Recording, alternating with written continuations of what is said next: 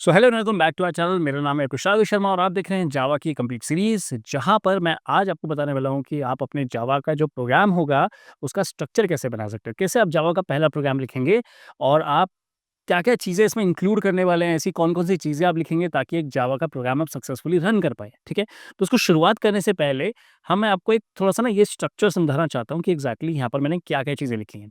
जब भी आप प्रोग्राम लिखेंगे ना, तो प्रोग्राम में आप 2 तरह की चीज़ें लिख सकते हैं।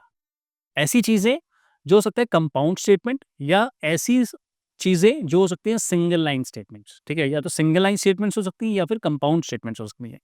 जब मैं कंपाउंड स्टेटमेंट्स की बात करता हूँ, तो ये देखिए जैसे मैंने यहाँ पर ये लिखा ना ब्रैकेट, इस तरह से ब्रैकेट लिखा, यहाँ से शुरुआत हुई है, यहाँ पर बंद हुई है। तो ये जो है ये एक कंपाउंड स्टेटमेंट रह सकती है, ठीक है ना? जिसके अंदर मल्टीपल चीज़ें होंगी।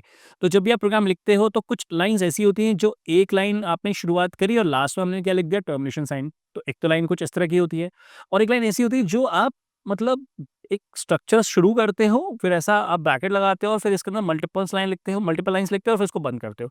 तो इनको बोला जाएगा कंपाउंड लाइन स्टेटमेंट्स और इनको बोला जाएगा सिंगल लाइन स्टेटमेंट्स, ठीक है ना? जो लास्ट में टर्मिनेशन साइन से एंड हो रही है, ठीक? सिंपल। अब जरा इसको आगे समझते हैं कि इसमें मैंने क्या-क्या चीज़ें लिखी हैं। सबसे पहली शुरुआत करते हैं, सबसे पहली चीज़ लाइन नंबर 1 से। यहाँ लिखा है मैंने पब्लिक क्लास, क्लास का नाम। तो जब भी हम प्रोग्राम को शुरू करेंगे तो हमें कुछ नाम डिफाइन करना पड़ेगा क्लास का और वो नाम आपको यहाँ पर डिफाइन करना पड़ेगा। यहाँ पर लिखना पड़ेगा कि क्लास का नाम एग्ज़ैक्टली क्या है। तो कुछ भी कर सकते हैं, जैसे आपने लिख दिया यहाँ पर XYZ लिख दिया या आपने स्टूडेंट लिख दिया, जो आपको अच्छा लग रहा है वो आप नाम यहाँ पर डिफाइन कर सकते हो। ये जो क्लास है ना, this class is a keyword. ये क्लास क्या है? क्लास बेसिकली एक तरीके से बोला जाता है टेम्पलेट है, एक ब्लूप्रिंट है किसी पर्टिकुलर ऑब्जेक्ट का, ठीक है? तो ये जो क्लास है, ये क्लास एक कीवर्ड है जो आप लिखते हो और उसके पीछे लिखा हुआ है पब्लिक। ये पब्लिक क्या है? It is an access specifier, ठीक है? ये बताता है कि क्लास किस तरह की है, प्राइवेट है, प्रोटेक्टेड है या पब्लिक है, ठीक है? तो पब्लिक का मतलब होता है it is visible for everyone, right? पूरे प्रोग्राम में सबके लिए विजिबल रहती है। प्रोटेक्टेड का मतलब होता है थोड़ी-सी सिक्योर्ड है और प्राइवेट मतलब फुली सिक्योर्ड है, ये कोई भी चीज़ कहीं पर भी एक्सेस नहीं हो सकती। तो इसको भी हम लोग डिटेल में आगे सीखेंगे, जब हम लोग ऑब्जेक्ट ओरिएंटेड प्रोग्रामिंग के बारे में बात करेंगे, तो वहाँ पर ये एक्चुअली में समझाया जाएगा कि कितने तरह के एक्सेस स्पेसिफायर्स होते हैं और कैसे-कैसे इसको यूज़ किया जाता है। तो एक चैप्टर आएगा इनहेरिटेंस में, वो आएगा क्लास 12th में, बहुत दूर है वैसे अभी, बट स्टिल इम्पोर्टेंट चीज़ है। तो अभी आप इसको ऐसा समझ लो कि हम क्या लिखना पड़ेगा, पब्लिक क्लास और फिर क्लास का नाम आप डिफाइन करोगे, फिर आप यहाँ से ब्रैकेट चालू करोगे। इधर से देखो ब्रैकेट चालू हुए और ये ब्रैकेट यहाँ पर एंड हो रहे हैं। हमेशा याद रखना, जब ब्रैकेट ओपन करेंगे तो उसको क्लोज भी करना पड़ेगा, अगर क्लोज नहीं करोगे तो एरर आएगा, ठीक है? तो प्रोग्राम को आपको समझने के लिए पहले समझ लो कि क्या-क्या चीज़ें करनी पड़ेंगी। आपको ब्रैकेट ओपन करना है तो ब्रैकेट को क्लोज भी करना है, ठीक है ना? अच्छा, अब अंदर आते हैं।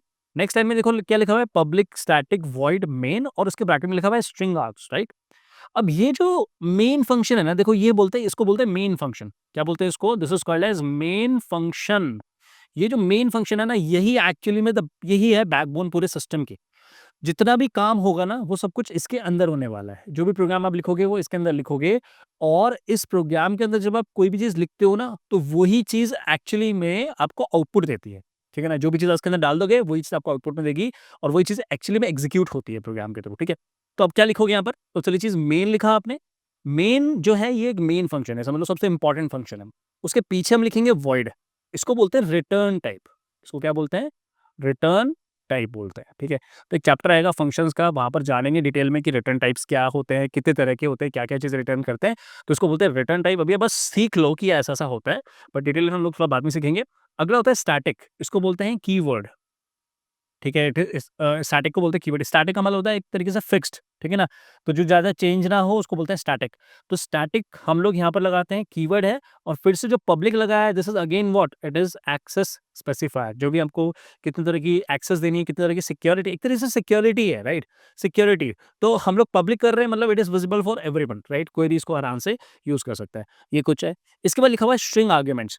अब ये ना ऑप्शनल पार्ट है, अगर आप नहीं लगाओगे ना, कुछ-कुछ कंपाइलर में ईज़िली चल जाएगा, कोई दिक्कत नहीं आएगी। लेकिन हो सकता है कुछ-कुछ कंपाइलर में माँगे एक्चुअली में आर्ग्यूमेंट्स लिखने के लिए, ऐसा लिखने के लिए बोले।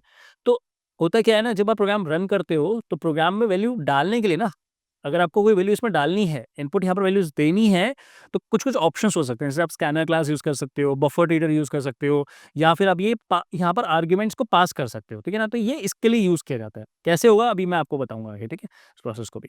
अब इसके बाद हम लोग क्या लिखेंगे, देखो ब्रैकेट लगाएँगे और ब्रैकेट को एंड कर देंगे। जितना भी कोड है ना, वो सब कुछ आप यहाँ लिखने वाले हो, इस जगह प्रोग्रामिंग आप करने वाले हो, ठीक है ना?